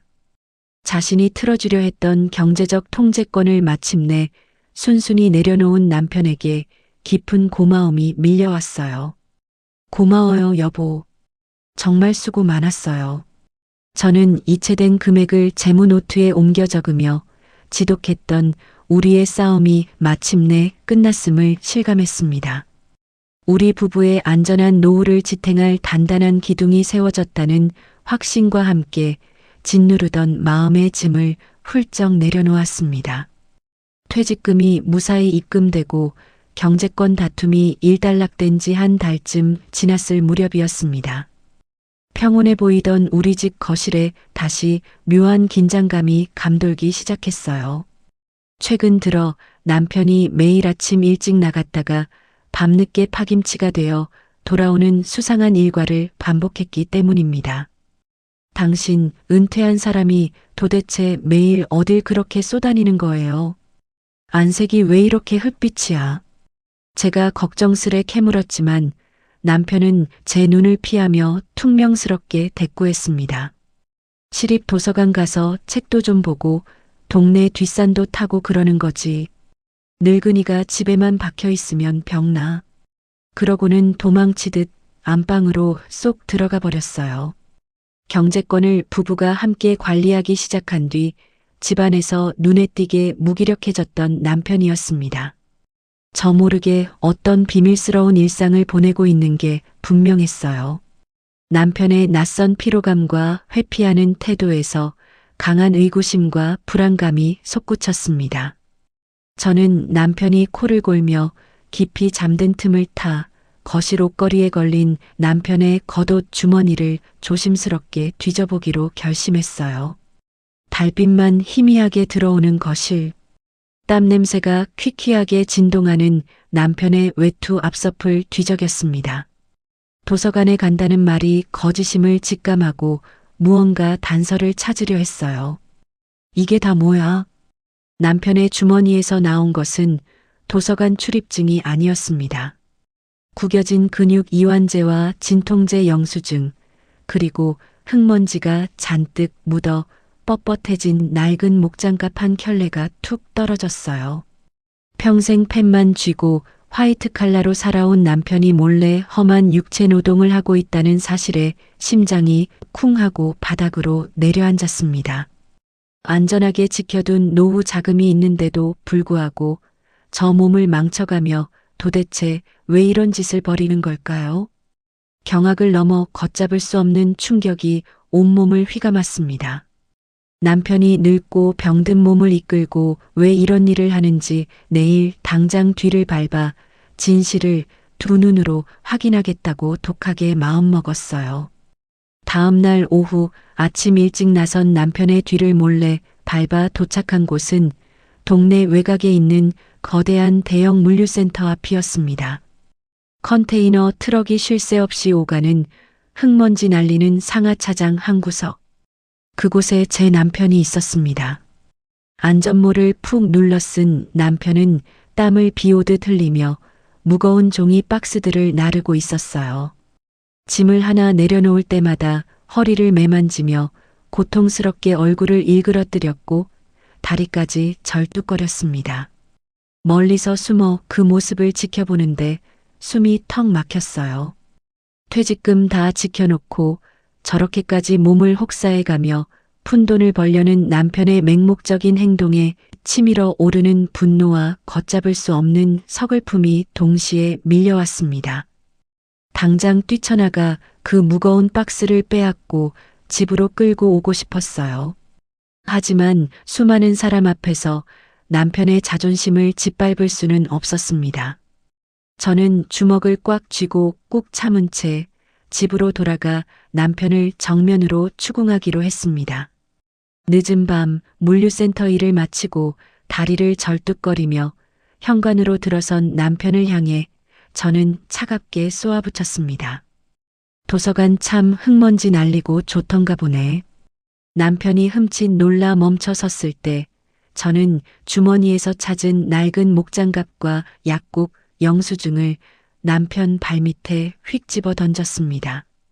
노후 자금 다 지켜놨는데 왜 밖에서 골병을 들고 있어? 당신 미쳤어요? 들켰다는 사실에 크게 당황하던 남편은 이내 눈에 불을 켜며 적반하장으로 소리를 질렀습니다. 그깟 노후 자금이 무슨 소용이야. 지훈이 녀석 전세 대출 이자라도 내 손으로 보태주려면 내가 몸 굴리는 수밖에 더 있어. 퇴직금은 노후 자금으로 손대지 않기로 했잖아. 남편은 퇴직금으로 아들을 돕는 일을 포기한 뒤에도 아들의 대출 이자라도 감당해주기 위해 자신의 건강을 담보로 몰래 육체 노동을 감행했던 겁니다. 뼈를 깎아서라도 자식을 먹여 살려야만 부모라고 믿는 남편의 지독한 강박. 그 답답함에 질려버린 저는 깊은 절망감을 느꼈어요. 제가 아무리 소리치고 말려봤자 저 낡은 가장 콤플렉스를 꺾을 수 없음을 뼈저리게 깨달았습니다. 당장 아들 지훈이를 이 집으로 호출해 이 참담하고 미친 현실을 끊어내야만 했어요. 아들이 도착하기 전까지 거실에는 숨막히는 냉기류가 흘렀습니다. 저는 소파에 우두커니 앉아있는 남편을 향해 윽박질렀어요. 당신이 그렇게 박스 날라서 번 돈으로 이자 갚아주면 지훈이가 참 고마워하겠네. 나중에 허리 부서져서 병원비가 수백 배는 더 나올 짓 당장 그만둬요. 남편은 눈을 핏발서리게 부릅뜨고 악에 받쳐 쏟아냈습니다. 자식 새끼한테 10원 한 장 못 보태주는 애비가 이 집구석에서 무슨 쓸모가 있어. 밥이나 축 내면서 뒷방 늙은이 취급받기 싫어서 이 늙은 몸뚱이라도 굴리는 거다 왜. 남편에게 돈을 버는 행위는 단순히 자식을 돕는 것을 넘어섰습니다. 은퇴 후 사회적으로 무가치해진 자신의 존재 이유를 가족에게 증명하려는 처절하고 비참한 몸부림이었어요. 껍데기만 남은 가장의 불안에 떨며 스스로를 학대하는 남편의 비틀린 속내를 마주하니 짙은 연민과 서러움이 북받쳤습니다. 더 이상의 논리적인 반박은 의미가 없었어요. 이 병적인 희생을 거부할 수 있는 유일한 사람인 아들이 빨리 와서 남편의 저 환상을 박살 내주기를 초조하게 기다렸습니다. 한밤중 제 급한 연락을 받고 잠옷바람에 겉옷만 걸친 지훈이가 숨을 헐떡이며 현관문을 열고 들어왔습니다. 어머니, 무슨 일이에요? 아버지는요? 저는 말없이 거실 바닥에 나뒹구는 진통제와 파스 뭉치들을 턱끝으로 가리켰습니다. 내 아빠 내 대출 이자 내주겠다고 저 몸을 끌고 매일 물류센터 상하차 나가서 골병 들고 있다. 내가 직접 말려라. 제 낱낱은 폭로에 지훈이는 바닥에 널브러진 약봉지들과 절뚝거리는 아버지의 다리를 번갈아 보았습니다. 엄청난 충격과 공포에 질려 입을 다물지 못했어요. 아버지가 자신을 위해 건강까지 갈아넣으며 맹목적인 희생을 하고 있다는 사실이 아들에게는 깊은 절망과 죄책감으로 다가간 겁니다. 충격받은 아들을 보며 마음이 쓰라렸지만 이 잔인한 진실 폭로가 남편의 폭주를 막기 위해 반드시 필요했다는 확신이 들었어요. 저는 더 이상 개입하지 않고 아들과 남편이 서로의 진심을 부딪히도록 한 발짝 물러나 지켜보았습니다. 거실 한가운데 눈물과 한숨이 무겁게 뒤섞였습니다. 지훈이가 소파에 앉은 아버지의 무릎을 꽉 부여잡고 털썩 무릎을 꿇었어요. 아버지, 제발 이러지 마세요. 아버지 그렇게 푼돈 벌어오시다가 나중에 알아놓으시면 그때 청구될 수천만 원 병원비가 저한테는 수백 배 더 무섭고 끔찍해요. 제발 저한테 짐이 되지 말아주세요. 아들의 처절한 호소, 아니 냉정한 현실이었습니다. 남편은 자식을 돕고자 했던 자신의 헌신이 오히려 자식에게 가장 끔찍한 공포이자 민폐가 된다는 사실에 넋이 나간 듯 동공이 흔들렸어요. 자식에게 존경받으려던 남편의 헛된 가장 콤플렉스가 알아놓은 부모가 가장 두렵다는 아들의 지극히 현실적인 고백 앞에서 산산이 부서져 내렸습니다. 남편은 멍한 표정으로 털썩 주저앉더니 이내 굵은 눈물을 뚝뚝 흘리기 시작했어요. 남편의 마지막 남은 알량한 자존심마저 완전히 무너져 내리는 모습을 보며 가슴이 찢어지는 듯한 서글픔이 밀려왔습니다. 바닥에 주저앉아 오열하는 두 부자를 다그치지 않고 남편이 저 헛된 굴레를 온전히 벗어 던질 때까지 긴 침묵으로 기다려 주었어요. 폭풍 같은 시간이 지나고 지훈이가 무거운 발걸음으로 돌아간 새벽이었습니다.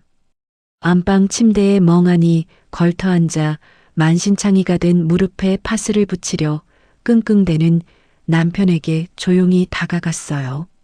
남편의 손에서 파스를 넘겨받아 퉁퉁 부은 다리에 정성껏 붙여주었습니다. 여보, 당신 돈 못 벌어오는 가장이라도 상관없어요. 그래도 당신은 여전히 나한테 소중한 남편이고 지훈이한테 하나뿐인 아버지예요. 이제 그만 무거운 짐 내려놔요. 제 다독임에 남편은 내 손길을 가만히 받으며 허공을 응시했습니다. 그래. 이제 빳빳한 돈다발 쥐어주면서 큰 소리치는 애비는 죽었지 뭐. 쓸쓸함이 짙게 배어 있었지만 동시에 오랜 짐을 내려놓은 듯 완전히 체념한 안도의 숨결이었습니다. 남편이 평생 자신을 올가매던 경제적 부양자라는 무거운 갑옷을 벗어 던지기 위한 첫걸음을 내딛고 자신의 늙음을 받아들이기 시작하는 순간이었어요. 길고 길었던 남편의 헛된 방황이 가장 큰 고비를 넘겼음을 확인하자 먹먹한 위로와 깊은 평화가 찾아왔습니다. 남편이 가장의 역할을 돈이 아닌 다른 방식으로 우리 가족 안에서 다정하게 채워나갈 수 있도록 내일부터는 우리 부부의 일상을 완전히 새롭게 재건해야겠다고 굳게 다짐했습니다. 물류센터에서 몰래 상하차 노동을 하던 남편은 결국 그 후유증을 견디지 못하고 며칠간 몸져눕고 말았습니다. 끙끙 앓는 소리가 새어나오는 안방, 저는 쟁반에 진통제와 따뜻한 물을 챙겨 들고 남편 곁으로 다가갔어요. 여보, 약 먹어요. 몸은 좀 어때? 저는 섣불리 남편의 상처를 들쑤시지 않고 조심스레 안부를 물었습니다. 남편은 억지로 몸을 일으켜 약을 삼키고는 무기력하게 천장만 바라보았어요. 몸뚱이 아픈 거야 쉬면 낫지. 근데 이제 돈 한 푼 못 버는 가장이 됐다는 게 참. 남편은 깊은 상실감에 잠겨 힘없이 고개만 끄덕였습니다. 경제적 부양자라는 무거운 껍데기를 벗어 던지기 시작했지만 오랫동안 자신을 지탱하던 낡은 자아를 잃고 텅 빈 속을 채우지 못해 깊게 방황하고 있었어요. 한평생 무거운 짐을 짊어졌던 늙은 가장을 향한 깊은 연민이 밀려왔습니다.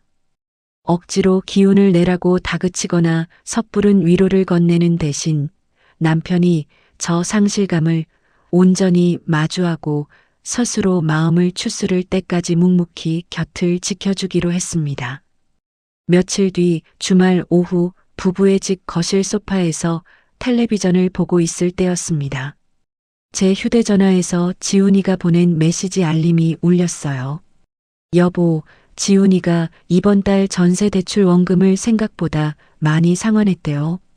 수진이랑 야근 특근하면서 바짝 모았나 봐. 저는 소파 끝에 멍하니 앉아있는 남편에게 넌지시 기특한 소식을 전했습니다. 남편은 텔레비전 화면만 응시하다가 퉁명스러운 말투로 대꾸했어요. 지들이 빌린 돈 지들이 갚는 건 당연한 거지. 뭐 대수라고 호들갑이야. 말은 그렇게 툭 내뱉으면서도 남편의 굳어있던 어깨가 미세하게 내려가며 희미하게 고개를 끄덕이는 것을 보았습니다. 겉으로는 무심한 척했지만 내심 자식을 돕지 못했다는 깊은 죄책감에서 크게 안도하는 눈치였어요. 부모의 억지스러운 도움 없이도 묵묵히 제 몫의 빚을 갚아나가는 아들의 소식에 남편은 자신을 짓누르던 짐을 조금씩 덜어내고 있었습니다. 퉁명스러운 반응 속에서도 차마 숨길 수 없는 대견함을 느끼며 저절로 헛웃음이 새어나왔어요. 저는 꼬치꼬치 참견하지 않고 조용히 기다려주기로 했습니다. 남편이 자식의 홀로 서기를 묵묵히 지켜보는 법을 스스로 깨우칠 시간이 필요하니까요. 그 다음 주 평일 저녁 반찬을 가지러 들렀던 아들 내외가 돌아갈 채비를 하고 있었습니다. 아파트 현관문 앞 겉옷을 챙겨 입는 아들을 배웅하러 나온 남편의 행동거지가 어딘가 조금 이상했어요. 저는 신발장 옆에 서서 남편을 조심스레 주시했습니다. 남편은 머뭇거리더니 바지 주머니에서 꼬깃꼬깃한 돈봉투 하나를 꺼냈어요. 자신의 쌈짓돈을 박박 긁어모은 작은 돈봉투를 신발을 신는 지훈이의 외투 주머니에 슬쩍 찔러 넣어주려던 참이었습니다. 이거 가다가 수진이랑 따뜻한 국밥이라도 한 그릇 사 먹어라. 그 모습을 보는 순간 철렁 가슴이 내려앉았습니다. 억지 창업 지원은 포기했어도 헤어질 때 자식 손에 어떻게든 돈을 쥐어주어야만 부모 노릇을 제대로 했다고 믿는 남편의 그 오랜 습관이 여전히 남아 있었던 겁니다. 또다시 돈으로 마음을 표현하려는 남편의 행동에 깊은 탄식이 절로 나왔어요. 남편의 팔을 낚아채어 화를 내기 직전 저는 아들이 이 상황을 어떻게 받아들이고 대처하는지 잠자코 지켜보기로 했습니다. 아버지, 저 안 받습니다. 지훈이는 겉옷 주머니에 반쯤 들어간 돈봉투를 정중하지만 아주 단호하게 밀어냈어요. 그리고는 남편의 거친 손에 봉투를 다시 꾹 쥐어주었습니다. 이제 이런 푼돈이라도 부모님 돈은 절대 안 받아요. 제 힘으로 온전히 서서 갚고 살 테니까 이 돈으로 어머니랑 두 분 맛있는 거 사드세요. 지훈이의 굳은 선언이 현관을 울렸습니다. 자식은 부모의 얄팍한 돈봉투 위로가 아니라 부모의 품을 완전히 떠나 스스로 일구어내는 진정한 자립을 원하고 있음이 명백히 증명되는 순간이었어요. 아들이 제 손으로 남편이 내민 낡은 의존의 고리를 끊어낸 겁니다. 조마조마했던 가슴이 벅찬 감동으로 차올랐어요. 돈의 유혹을 단호하게 뿌리칠 만큼 단단하게 성장한 아들이 한없이 대견했습니다. 저는 멋쩍게 허공에 떠있는 남편의 손을 가만히 감싸쥐었어요.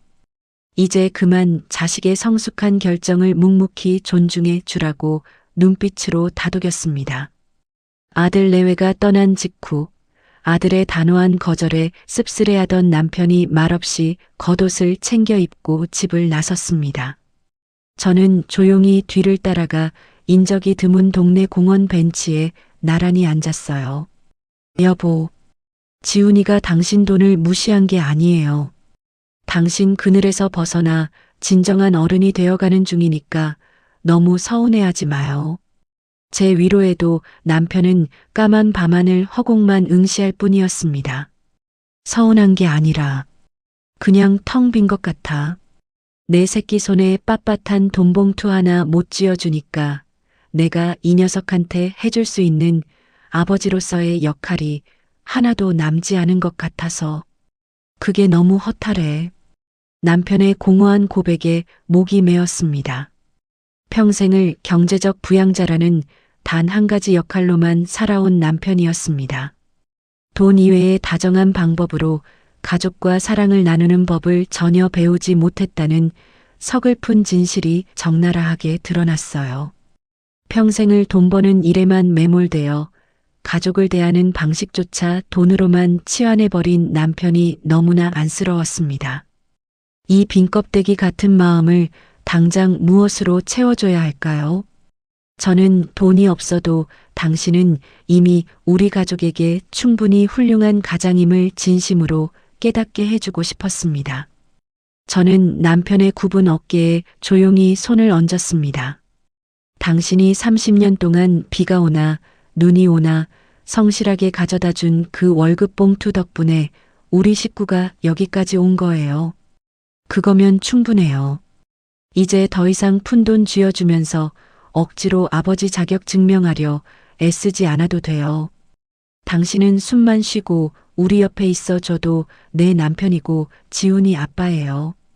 지난 30년 세월의 노고를 향한 진심 어린 온전한 인정과 다독임이었습니다. 남편은 말없이 제 손을 꽉 쥐더니 붉어진 눈시울로 연신 헛기침을 해댔습니다.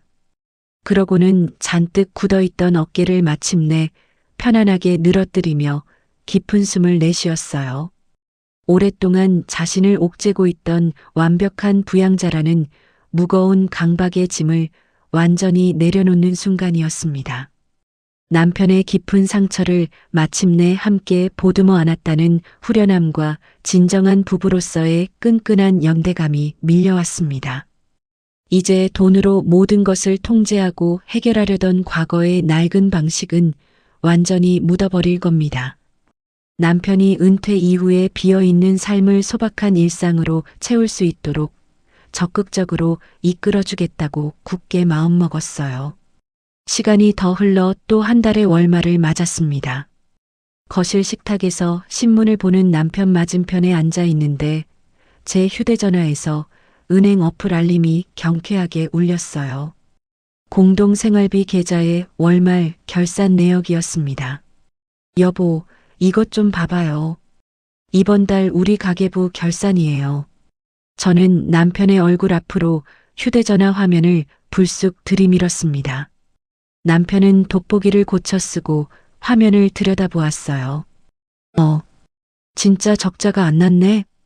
적자 없이 깔끔하게 유지된 통장 잔고와 비상의료비로 온전히 확보된 예산을 눈으로 확인한 남편은 눈을 동그랗게 뜨며 놀라워했습니다.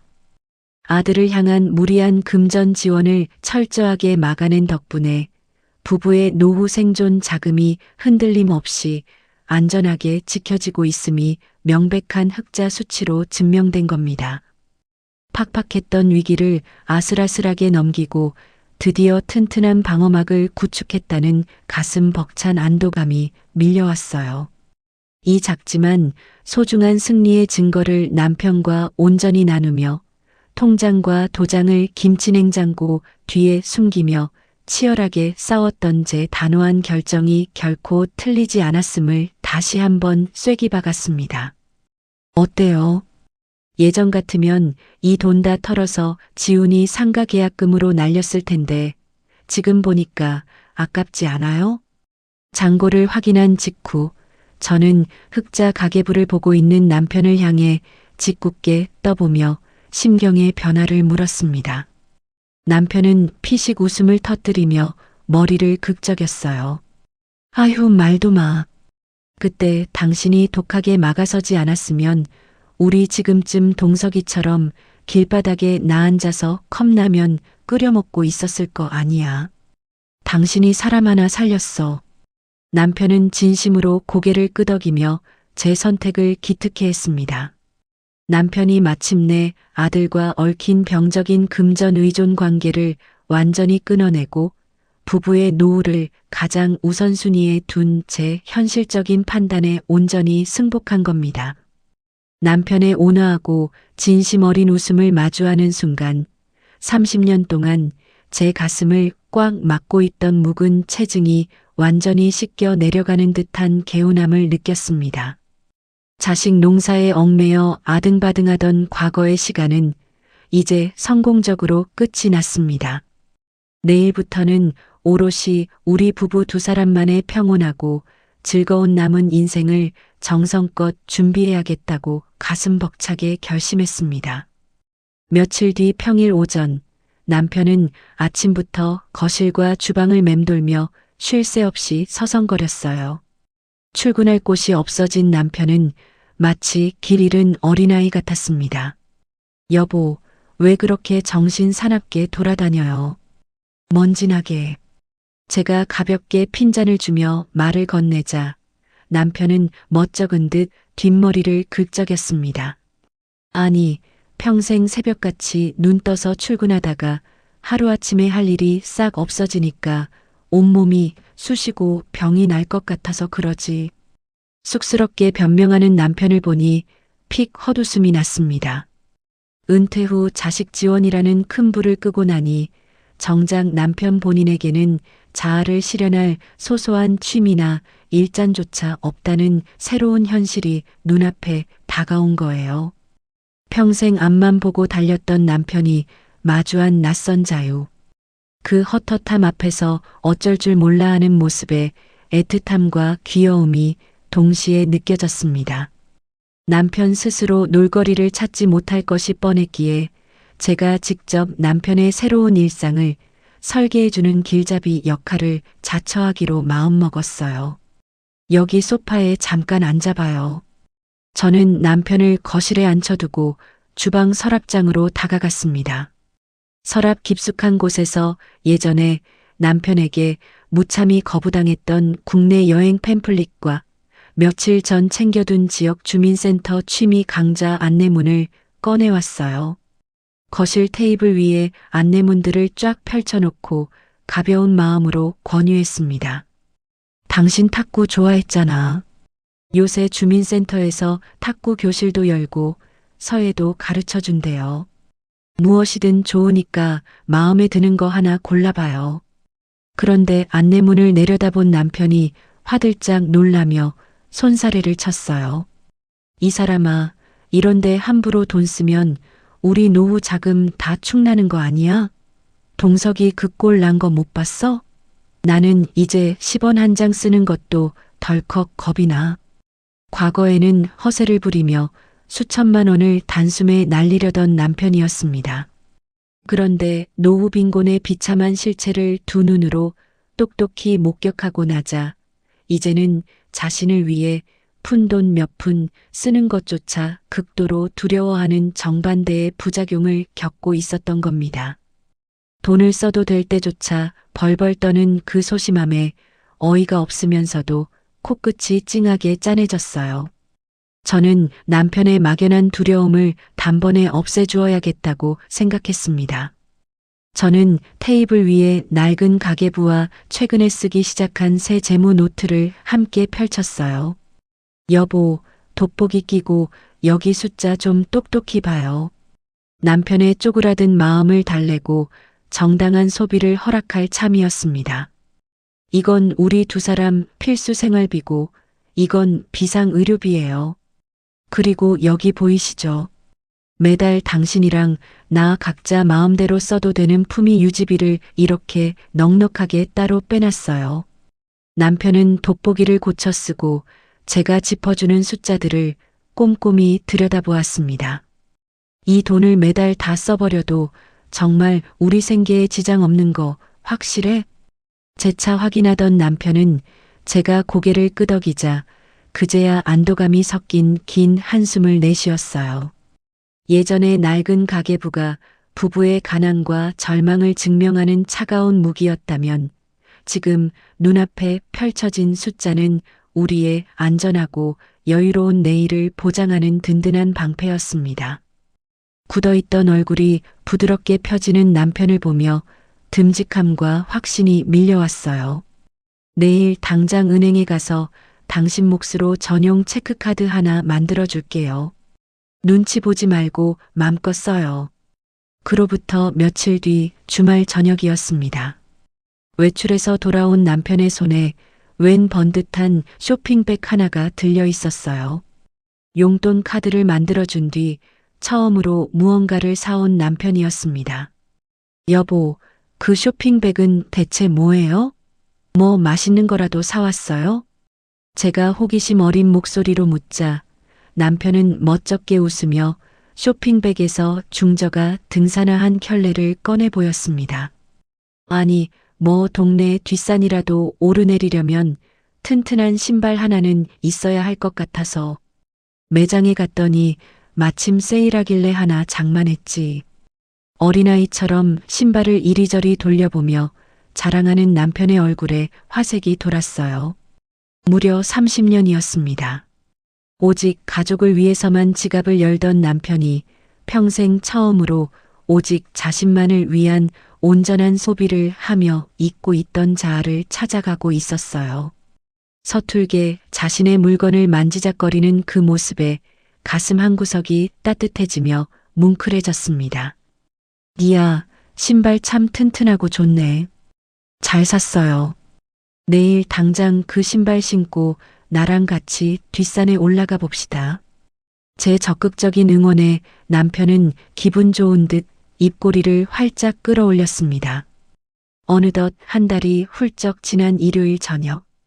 우리 부부와 아들 내외가 오랜만에 주방 식탁에 둘러앉았습니다. 지훈아, 요즘 회사 일은 좀 어때? 대출금 갚는 건 많이 벅차지 않니? 맛있게 끓인 된장찌개를 떠주며 자연스럽게 근황을 물었어요. 지훈이는 밝은 얼굴로 숟가락을 들며 씩씩하게 대답했습니다. 일이 고되긴 한데요. 그래도 수진이랑 같이 알뜰하게 모아서 이번 달 대출 상환 목표액도 무사히 다 갚았어요. 어머니, 이건 저희가 오다가 과일 가게에서 샀어요. 며느리 수진이가 싱싱하고 탐스러운 제철 과일이 담긴 바구니를 식탁 위에 올려놓았습니다. 부모의 거액에 기대지 않고 온전히 부부의 땀방울로 빚을 갚아나가는 아들이었어요. 경제적으로도 정서적으로도 부모와 완전히 분리된 완벽한 어른이 되어 있었습니다. 부모의 무리한 도움 없이도 묵묵히 제 몫을 다하는 아들의 얼굴을 마주하니 이루 말할 수 없는 뿌듯함이 가슴을 꽉 채웠어요. 큰 돈을 쥐어주지 못했다는 낡은 미안함은 이제 미련 없이 훌훌 털어버릴 수 있었습니다. 식사가 끝나고 다 함께 과일을 깎아 먹는다과 시간이 이어졌습니다. 저는 포크로 과일을 집어먹는 남편의 입술을 조심스레 주시했어요. 혹시라도 예전 버릇이 나와 또 돈 이야기를 꺼내며 이 따뜻한 분위기를 깨버리지는 않을까 내심 조마조마했습니다. 남편은 아삭하게 과일을 씹어 넘기더니 환하게 웃었어요. 아유, 과일이 아주 달고 맛있네. 우리 며느리가 골라서 그런가 보네. 빚 갚느라 고생 많지?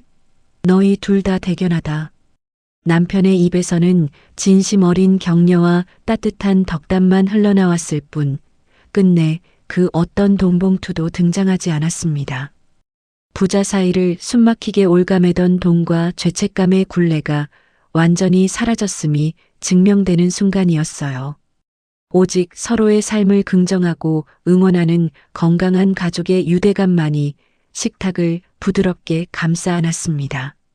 남편의 성숙해진 태도, 변화에 깊이 안도하며 저 역시 마음 편히 달콤한 과일을 입에 넣었어요. 우리 가족이 산산조각 날 뻔했던 위기 속에서 모진 소리를 들어가며 이 평화로운 식탁을 지켜낸 저의 단호함이 결코 헛되지 않았음을 굳게 확신했습니다. 자식들이 모두 돌아가고 고요해진 늦은 밤. 저는 거실 테이블에 앉아 노후 재무 노트를 활짝 펼쳤습니다. 여보, 차 마시면서 이것 좀 봐요. 이번 달 여유 자금이 꽤 쏠쏠하게 남았네요. 따뜻한 찻잔을 든 남편이 제 곁으로 다가와 앉았습니다. 저는 서랍에 고이 간직해 두었던 남해안 기차 여행 팸플릿을 다시 꺼내 남편 앞으로 쓱 밀어주었어요. 우리 그동안 미뤄뒀던 첫 장기 여행. 이번에는 진짜로 다녀옵시다. 남편은 찻잔을 내려놓고 팸플릿을 찬찬히 살폈습니다. 몇 달 전 팸플릿을 거칠게 밀쳐내며 호통을 치던 그 사람이라고는 믿기지 않았어요. 남편은 온화한 미소를 지으며 부드럽게 고개를 끄덕였습니다. 그래. 그동안 고생했는데 이제 우리도 바람 좀 쐬고 옵시다.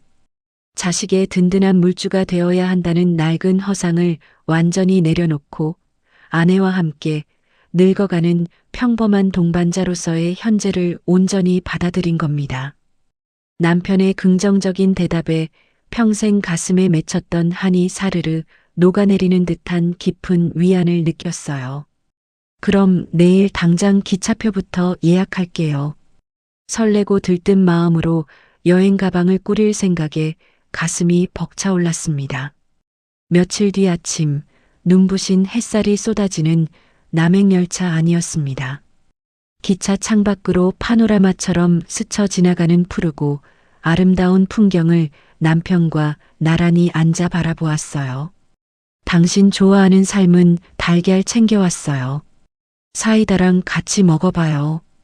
제가 가방에서 간식을 꺼내 건네자 남편은 달걀을 받아들고는 제 손을 가만히 겹쳐쥐었습니다.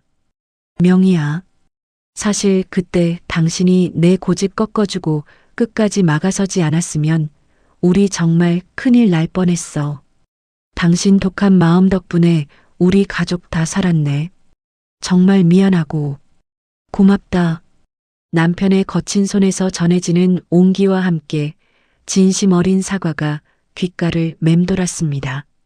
남편은 자신의 과거 잘못을 완전히 인정하고 있었어요. 극단적인 파국을 막아낸 제 모진 단호함이 사실은 우리 가족을 향한 진짜 사랑이었음을 그도 가슴 깊이 깨달은 겁니다. 여행의 설렘은 어느새 완벽한 행복으로 번져나갔고 붉어진 눈시울 사이로 환한 웃음이 터져나왔습니다. 평생 자식의 인생을 짊어지려 전전긍긍했던 그 무거운 짐을 마침내 완전히 내려놓았어요. 맞잡은 두 손의 따뜻한 온기를 느끼며 오직 우리 두 사람만의 진짜 노후를 향해 달리는 이 기차가 우리를 어떤 찬란한 종착역으로 데려다 줄지 가슴 벅찬 기대가 부풀어 올랐습니다. 평생을 가족을 위해 일만 하던 남편은 은퇴 후 그 역할이 사라지자 존재 가치마저 잃어버린 듯 방황했습니다. 자식에게 돈 봉투를 쥐어주어야만 훌륭한 부모라는 착각과 돈으로 모든 것을 통제하려던 강박을 내려놓기까지 참으로 험난한 길을 돌아왔습니다. 하지만 텅 빈 지갑보다 더 무서운 것은 헛된 체면과 텅 빈 마음이었습니다. 남편이 알량한 자존심을 꺾고 자신의 한계를 인정했을 때 비로소 우리 부부와 아들은 진짜 어른으로서 서로를 온전히 마주볼 수 있었습니다. 무거운 짐을 완전히 내려놓고 오롯이 두 사람의 체온에 기대어 떠난 이 늦깎이 여행길이 더없이 따뜻하고 소중합니다. 시청자 여러분, 은퇴 후 잃어버린 가장의 자리를 우리는 어떤 새로운 의미와 다정함으로 채워나가야 하는 것인지 여러분의 생각은 어떠신지 묻고 싶습니다. 황혼의 길목에서 진짜 홀로 서기를 시작한 저희 부부의 사연은 여기까지입니다.